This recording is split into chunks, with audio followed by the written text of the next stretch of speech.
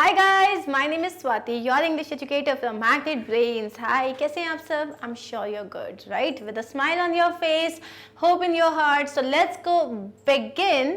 What are we studying by the way? We are studying verbs. So verbs में हमने अभी तक क्या देखा है? Verbs कितने टाइप के होते हैं? And we have already dealt with dynamic और stative verbs. मतलब जो वर्ब्स होते हैं, जो एक एक्शन वर्ब्स बोलो और एक जिसको स्टेट वर्ब्स बोलते हैं जिसमें एक्शन नहीं होता है, नॉन एक्शन वर्ब्स भी बोल सकते हो.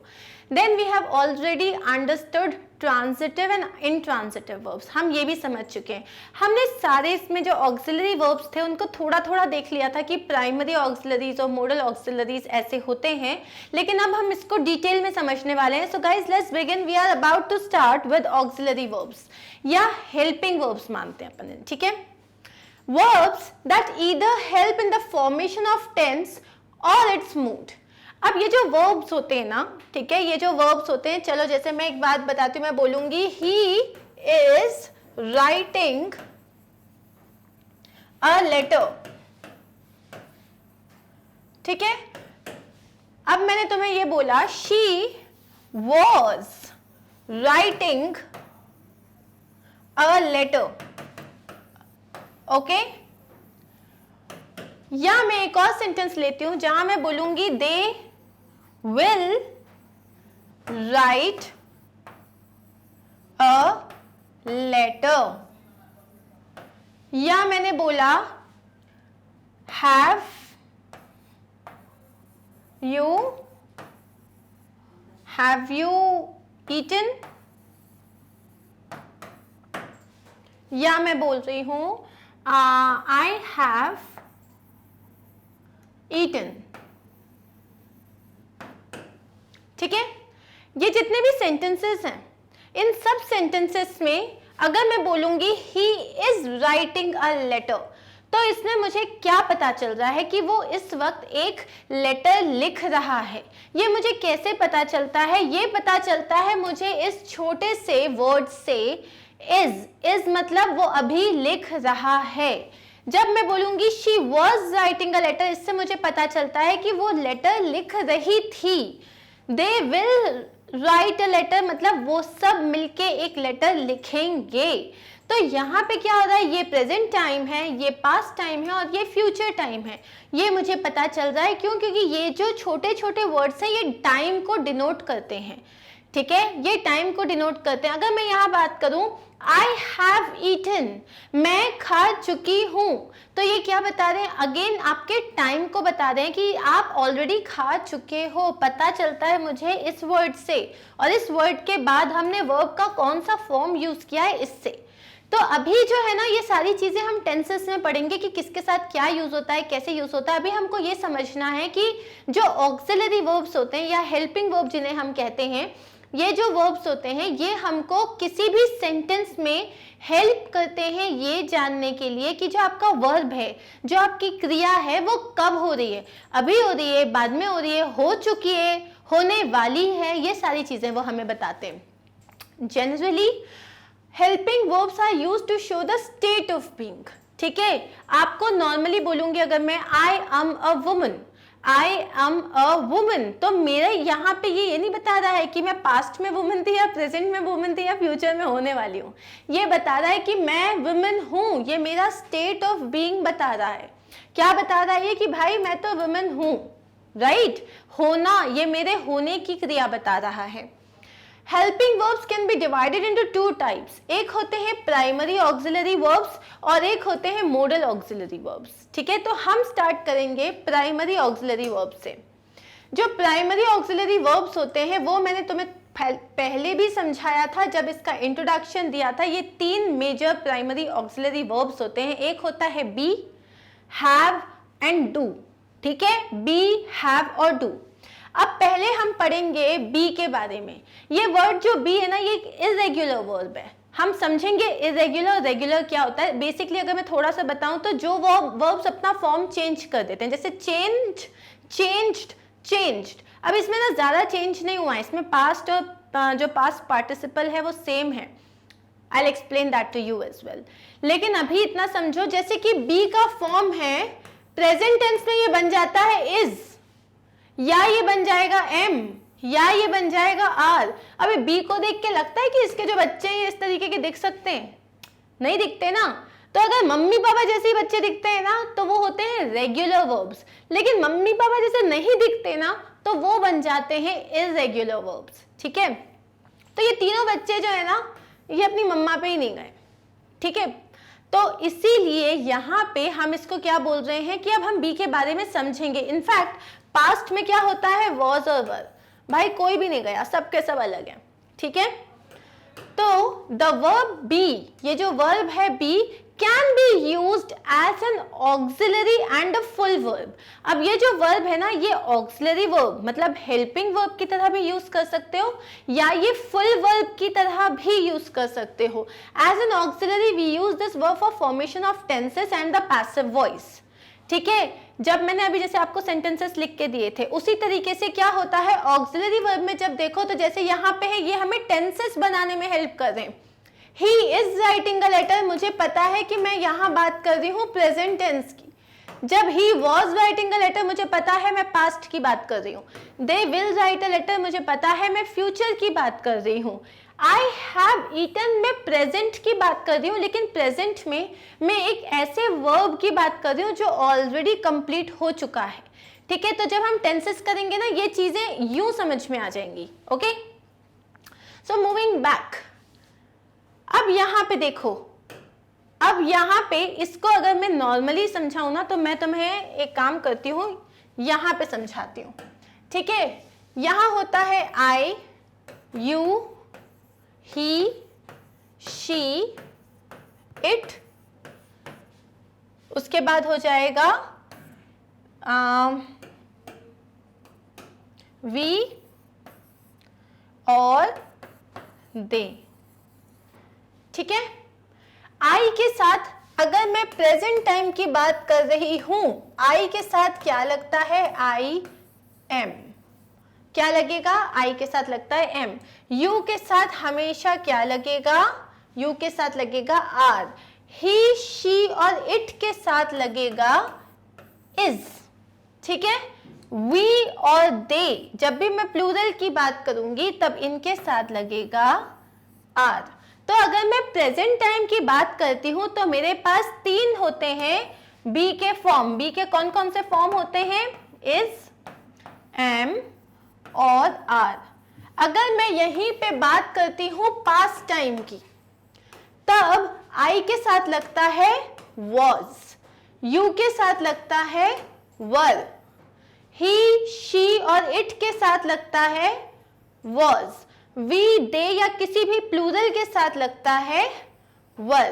तो बेसिकली जब पास्ट टेंस में देखो तो बी के दो फॉर्म होते हैं, एक होता है वॉज और एक होता है वर। जब मैं फ्यूचर की बात करती हूं तब दो ही फॉर्म होते हैं, एक होता है विल और एक होता है शैल। ठीक है, आई के साथ आपका लगेगा शैल, लेकिन शैल और विल कहां कहां लगते हैं, आई के साथ विल भी लगता है, आई के साथ शैल भी लगता है। आप मान के चलो विल को आप सबके साथ लगा सकते हो, हर जगह विल ही लग जाता है। कहां कहां शैल लगता है ये हम जब मॉडल वर्ब्स यूज करते हैं ना तब डिस्कस करेंगे। ठीक है, तो बेसिकली ये समझ लो। Okay, now when we go back, ये जो बी के हम फॉर्म्स पढ़ रहे हैं तो बी का फॉर्म पहले होता है एम जो कि यूज होता है आई के साथ प्रेजेंट टेंस में।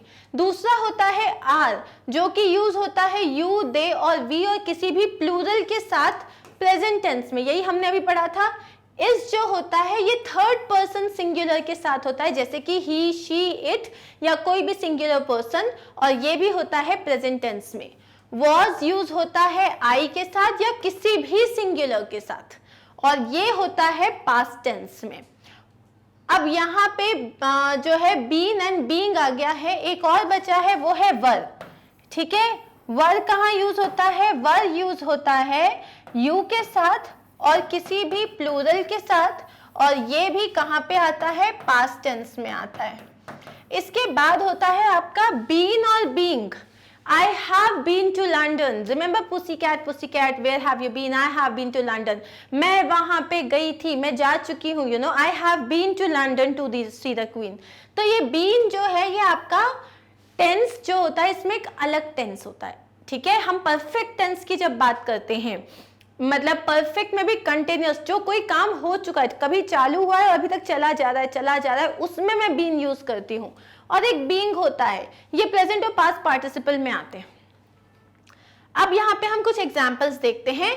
You must be joking, you must be joking, यहाँ पे मैंने बी का कोई फॉर्म यूज नहीं किया, यहाँ पे मैंने बोला मस्ट बी जोकिंग, मस्ट के साथ बी आ ही जाता है। You must be thinking, you must be joking, तो यहाँ पे बी का मतलब हो रहा है तुम जोक पक्का कर रहे हो। I am moving to Germany next month, मैं आई के साथ मैंने क्या यूज किया, एम, जो मुझे बता रहा है प्रेजेंट टेंस की बात हो रही है कि मैं अगले महीने जो है जर्मनी जा रहा हूं।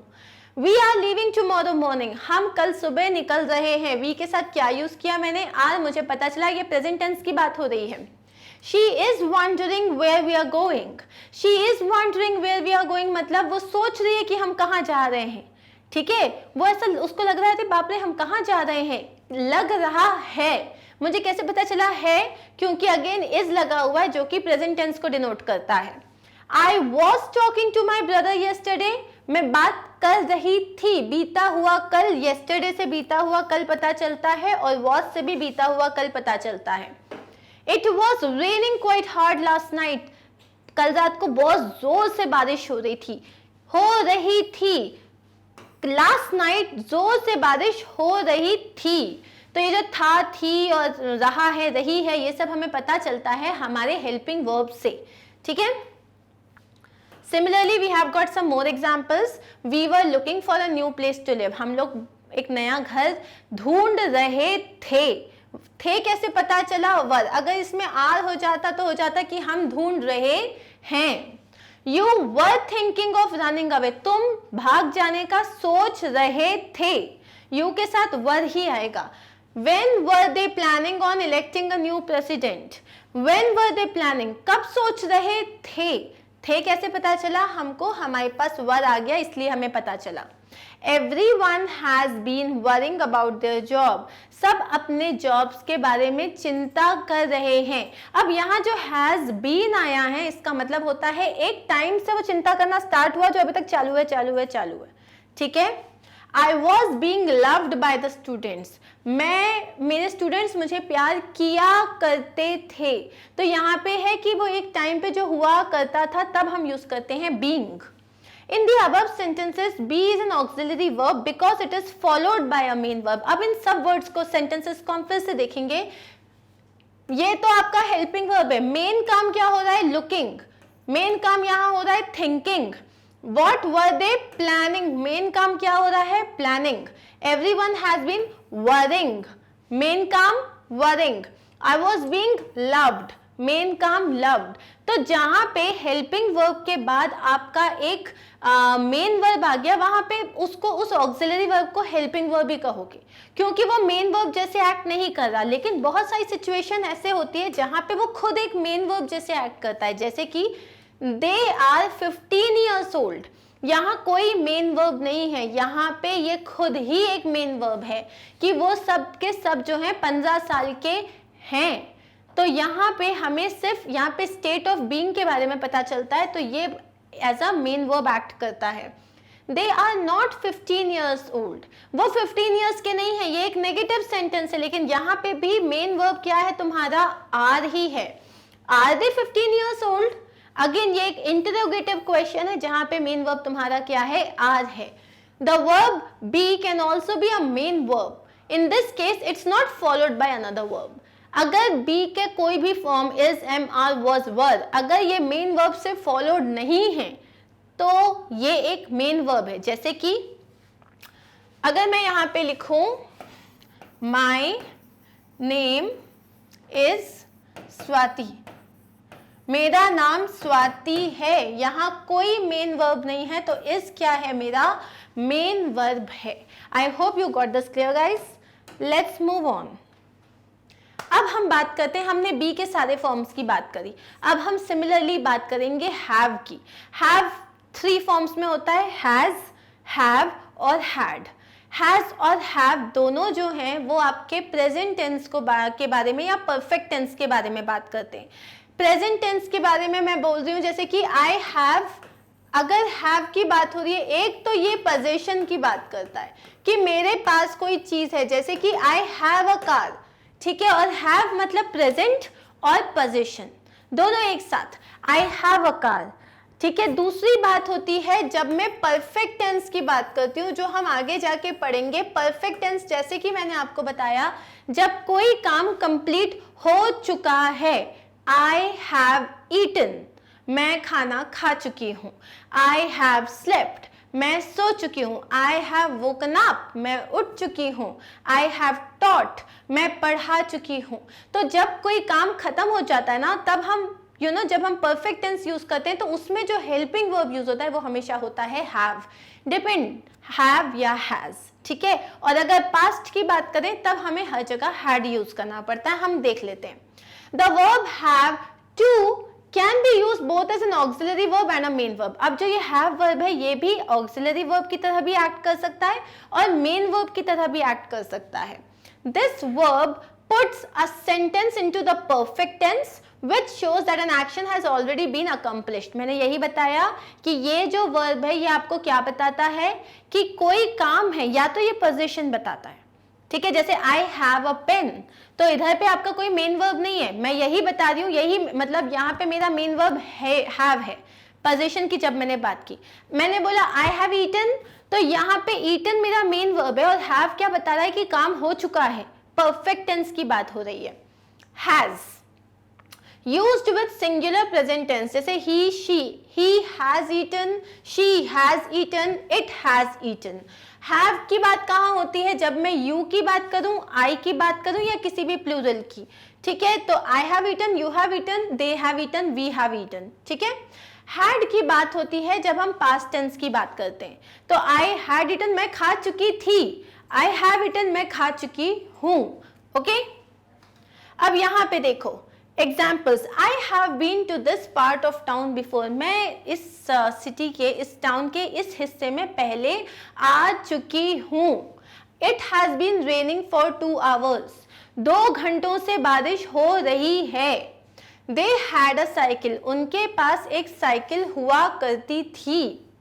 दे हैड बीन वर्किंग हार्ड, वो लोग बहुत ज्यादा मेहनत करा करते थे, ठीक है। अब यहाँ पे अब हम जब इसको मेन वर्ब की तरह लेते हैं ना, तो मेन वर्ब में मैंने बताया आपको पोजीशन की बात होती है। जैसे आई हैव अ कार, यहाँ पे और कोई वर्ब नहीं है। इसमें देखो हैज बीन के बाद रेनिंग है, हैव बीन के बाद I have been to this part, तो यहाँ पे बीन मेन वर्ब है, हैव हेल्पिंग वर्ब है, बीन मेन वर्ब है। यहाँ पे दे हैड बीन वर्किंग, तो यहाँ पे वर्किंग तुम्हारा मेन वर्ब आ गया, ठीक है। तो यहाँ पे जब हम पोजीशन की बात कर रहे हैं, आई हैव अ कार, इसमें हैव के बाद कोई वर्ब फॉलो नहीं कर रहा है, तो आपका जो हैव है वो क्या बन जाता है, वो बन जाता है आपका main verb. I do not have a car, यहाँ पे भी आपका हैव मेन वर्ब है। Do I have a car, यहाँ पे भी हैव आपका मेन वर्ब है, ठीक है। अब हम आते हैं हमारे थर्ड उसमें, जो कि है डू। अब डू के कौन कौन से फॉर्म होते हैं, एक होता है डू, एक होता है डज और एक होता है डिड। ये 3 फॉर्म्स होते हैं, डू, डज और डिड। चलो एक चीज मैं बोल देती हूँ कि जब हम टेंसेस पढ़ेंगे ना, तो ये फॉर्मेशन कैसे होगा, एग्जैक्टली कौन सी चीज कहाँ पे यूज होगी, वो सब क्लियर हो जाएगा। अभी सिर्फ क्या समझने की जरूरत है कि अगर मैं कोई सेंटेंस देख रही हूँ और अगर उसमें लिखा है ही इज प्लेइंग, तो इज जो है वो तुम्हारा एक ऑक्सिलरी वर्ब है और प्लेइंग तुम्हारा एक मेन वर्ब है। अभी हमें वर्ब्स में सिर्फ इतना पढ़ना है कि आप इसको कैसे डिस्टिंग्विश कर सकते हो, है ना। अलग अलग आपको नाम पता होने चाहिए, एग्जैक्ट यूसेज कैसा है वो हम टेंसेस में पढ़ेंगे, ठीक है। The verb do can be both N auxiliary verb और मेन वर्ब। बाकी दोनों वर्ब्स की तरह ये भी मेन वर्ब भी हो सकता है और ऑक्सिलरी वर्ब भी हो सकता है। As an auxiliary we use do in negative sentences and questions. जैसे अगर मुझे ऑक्सिलरी वर्ब बोलना है, do you like chocolate, do you like chocolate, question में मैंने यूज किया, ठीक है। कैसे यूज किया है मैंने, एज एन ऑक्सिलरी की अगर मैं बात करूं तो जैसे मैंने बोला आई लाइक चॉकलेट, ठीक है, मैंने बोला आई लाइक चॉकलेट। अब मुझे अगर क्वेश्चन कभी फॉर्म करना है और मेरे पास जो है कोई हेल्पिंग वर्ब अगर नहीं है, तब मैं यूज करूंगी डू का। आई के साथ यूज होगा डू, ठीक है, do I like chocolate, do I like chocolate. अगर मुझे नेगेटिव बनाना है और मेरे पास हेल्पिंग वर्ब नहीं है तब भी मैं इसका यूज करूंगी, I do not like chocolate, ठीक है। तो जब मेरे पास सेंटेंस में मान लो यहां पे इसकी जगह लाइक की जगह ये हो जाता आई एम ईटिंग चॉकलेट, ठीक है। तो यहां मेरे पास एक हेल्पिंग वर्ब क्या है, एम। मुझे नेगेटिव बनाना होता तो मैं बोलती I am not eating chocolate, am I eating chocolate interrogative हो जाता। लेकिन जब हेल्पिंग वर्ब नहीं होता है तब प्रेजेंट टेंस में मैं यूज करूंगी do for I and you, ठीक है। और अगर मुझे यही बात मुझे अपने थर्ड पर्सन के लिए करनी है तब मैं बोलूंगी डज शी ईट चॉकलेट, ठीक है। और डज ही ईट चॉकलेट और डज इट ईट चॉकलेट, उस तरीके से हो जाएगा। Going back to our slides, क्या बोल रहे हैं वो यहाँ पे कि ये जो ऑक्सिलरी वर्ब्स होते हैं, जब हम डू के जो जितने भी फॉर्म्स होते हैं डू, डज या डिड, अगर हम इसको ऑक्सिलरी में यूज करते हैं तो यूजुअली ये यूज होते हैं नेगेटिव सेंटेंसेस बनाने के लिए और इंटरोगेटिव सेंटेंसेस बनाने के लिए, स्पेशली किसमें, सिंपल प्रेजेंट और simple past, not in future, ठीक है। डू दे विल ऐसा यूज नहीं होता। अब जैसे नेगेटिव सेंटेंस की अगर मैं बात करूं तो ये हो जाएगा he does not play football. He मेरा थर्ड पर्सन है, उसके साथ मैंने यूज किया डज और उसके बाद आ गया not and then play football. यहाँ पे क्या आ गया, he did not play football, ये पास्ट टेंस का फॉर्म है तो मैंने पास्ट में लगा दिया डिड, ठीक है। और एक एग्जाम्पल देखते हैं, ही डज नॉट। अब जैसे यहाँ पे है डज ही प्ले फुटबॉल, जब मुझे क्वेश्चन बनाना है did he play football, does he play, क्योंकि ये प्रेजेंट में है इसका क्वेश्चन का मतलब क्या है, क्या वो फुटबॉल खेलता है। डिड मतलब पास्ट है तो क्वेश्चन क्या हो जाएगा, क्या वो फुटबॉल खेलता था, ओके। अब हम आते हैं जब हम डू को मेन वर्ब की तरह यूज करते हैं, आई डू, जैसे तुमने बोला do you love me, I do, do अपने आप में मेन वर्ब है, हाँ मैं करता हूं, तो डू अपने आप में मेन वर्ब की तरह यूज हुआ यहाँ पे। एज अ फुल वर्ब मतलब main verb, we use do in certain expressions if we want to form negative sentence or questions using do as a full verb, we need another do as an auxiliary। इसका मतलब क्या हुआ कि अगर मुझे कुछ expressions होते हैं सिंपल, जैसे किसी ने मुझसे पूछा do you eat chocolates, yes I do, simple, ठीक है। क्वेश्चन बनाने के लिए डू यू ईट चॉकलेट तो मुझे डू के साथ एक और वर्ब यूज करना पड़ा, do you eat chocolate, did I eat chocolate, ठीक है। तो यहाँ पे क्या, जैसे कि ये वाला एग्जाम्पल देखो, she does her homework every day, so she does her homework, यहाँ पे does के अलावा कोई और हेल्पिंग वर्ब नहीं है तो यही मेरा मेन वर्ब है। she doesn't do, अब जब मैं नेगेटिव फॉर्म कर रही हूं या इंटेरोगेटिव फॉर्म कर रही हूं तो डू के दो यूज होंगे, ठीक है। कैसे दिखाती हूं, जब मैंने बोला she does her homework, ठीक है, शी डज हर होमवर्क, वो अपना होमवर्क करती है।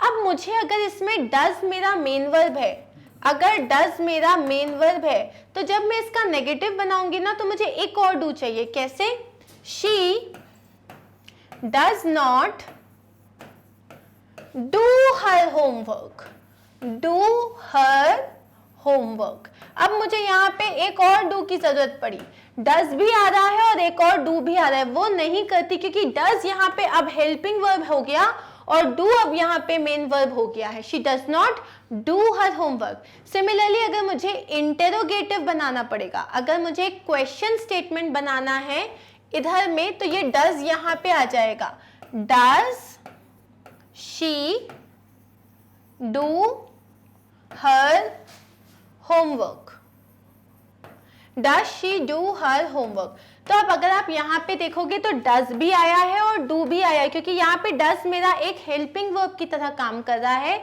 और मुझे डू को एक मेन वर्ब की तरह लेना पड़ा। ठीक है, समझ आई ये बात।